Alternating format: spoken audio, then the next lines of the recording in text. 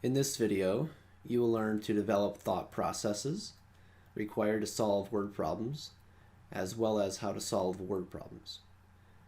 So we have 3 examples in this particular video, and we will learn how to solve if we have 2 parts that are known and the total is unknown. And the other kind is when we have 1 part known and the total known, but we're missing the other part.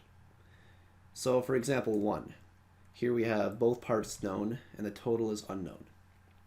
We are told that Jill bought a bag of 10 apples and a bag of 8 oranges. And the question is, how many pieces of fruit did she purchase? So the apples and oranges are making up the parts. So she bought part apples and then part oranges. And together she has some total. So if we add the parts together, 10 apples plus 8 oranges, that's going to equal the total pieces of fruit. Now, as we begin getting into more advanced mathematics, like in algebra, for example, we're going to begin using letters to represent words or phrases. So instead of writing the whole phrase, total pieces of fruit, what I can do is I can use a letter, let's say the letter T, for example, to represent that expression or phrase. So we don't write apples and oranges because we just care about the numbers. So we just do 10 plus 8, so just the numbers that correspond with the fruit, equals the total, which we'll use the letter T for total. So then from here we can solve. 10 plus 8 is 18. So 18 equals T, which is the total. So the total is going to be 18 pieces of fruit. So this is the first kind of word problem where you have the parts given to you and you have to use the parts to calculate the total. And typically speaking, you're going to add the parts to equal the total. Example 2 is when you have the whole and then 1 part known. So you have the total and 1 part, and the other part is unknown. So for example, from the 18 pieces of fruit that Jill purchased, she ate 7 pieces. And the question is, how many pieces remain? So for this one, we can set up with a little equation, kind of like we did for the first one, where we know the total is 18.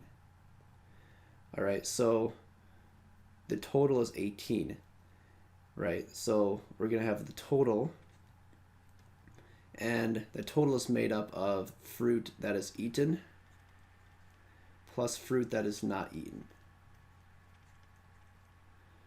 All right, so the total is 18. We could put an 18 for the total. And then she ate 7 pieces. So the fruit that was eaten was 7 pieces. And then over here, the amount not eaten, that is some unknown number. So this we do not know. And instead of writing out the whole phrase not eaten, we can use a letter. So let's use the letter N for not eaten. So here we have a little equation. 7 plus n, some number, equals 18.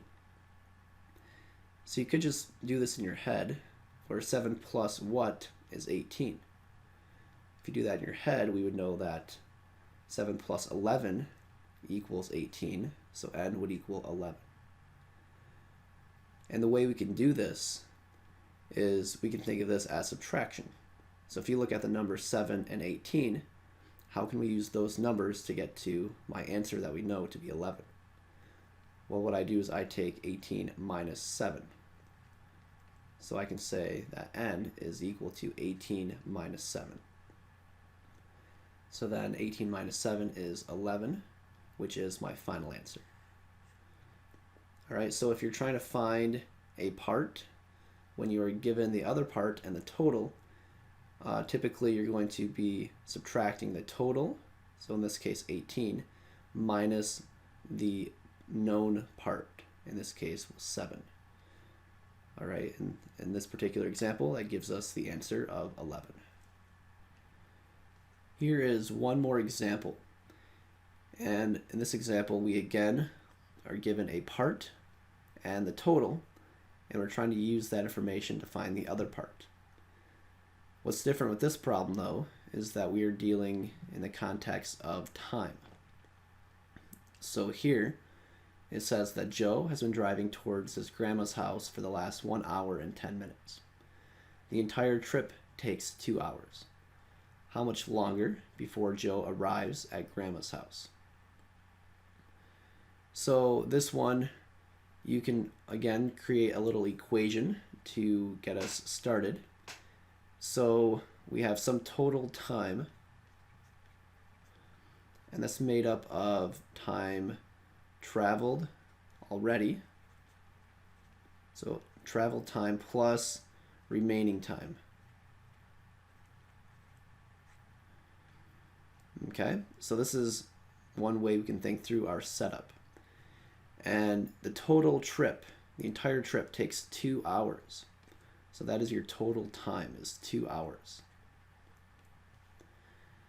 And we traveled for 1 hour and 10 minutes. So the travel time is 1 hour and 10 minutes. Then we add that with the remaining time. So the remaining time, we'll use the letter n again for some unknown number. So n for number. So this would be my little equation. We have 1 hour 10 minutes plus some unknown amount equals 2 hours. So with time, it's going to be important to realize that 1 hour, so 1 hour equals 60 minutes.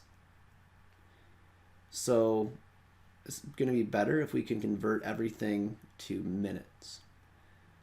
You can maybe do this in your head already without doing that, but if you don't, it's many times helpful to convert to minutes to make it a little simpler. So 2 hours would be 2 times 60, or 120 minutes.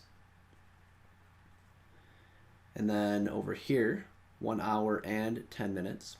1 hour is 60 minutes, plus another 10 minutes. That's going to be 70 minutes total. So 70 minutes plus n equals 120 minutes. So 70 plus what equals 120.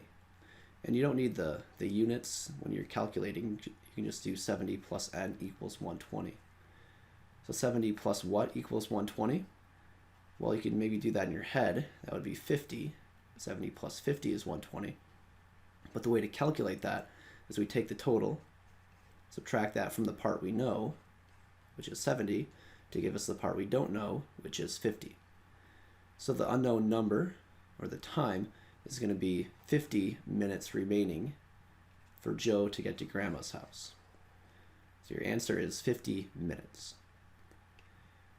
So in this video, we learned the thought processes to set up a word problem, as well as how to solve some basic word problems.